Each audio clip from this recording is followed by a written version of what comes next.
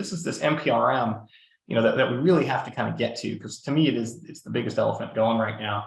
And so again, at a high level, what's going on right now is the FCC has signaled its intention to really change the express and written consent rules in the TCPA landscape.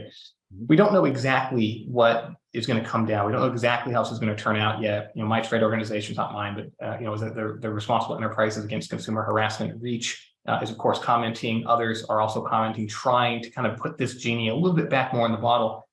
But at the extreme end, what could end up happening is lead generation as we know it could come to an end around express written consent. Specifically, the commission is considering saying that express written consent is only valid if it is provided directly from a consumer to the ultimate good or service provider. So I've been picking on Mutual of Omaha. I don't know why. I just love giving them some praise, I guess.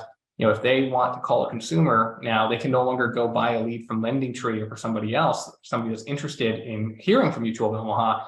The consumer has to give that consent directly to Mutual of Omaha. So what that will mean is, a lot of things, right? Obviously, many of the data lead providers are going to have to shift their strategies. Many of the direct-to-consumer marketers and brands are going to have to shift their strategies.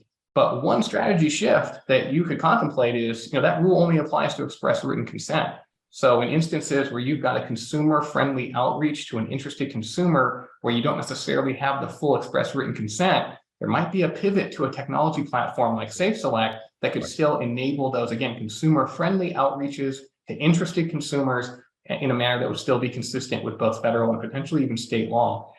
So that's one of the things I wanted to say. That's why I was really interested about this podcast or this webinar in particular, was I think, there's a unique opportunity for folks who are concerned, particularly marketers, individuals who are good and service providers, direct consumer marketers, who are concerned that, well, wait a second, man, in the post-NPRM world, I might not have the tools to connect with consumers who want what I have to sell them, but I can't outreach them anymore. I just want to comfort folks and say, we're going to work hard to put the NPRM and limit it down, because I think there's massive implications to it. But, and most of the implications fall on the lead generators themselves. But from a, marketing perspective, against seller, good or service provider, I think there's still going to be outreach opportunities.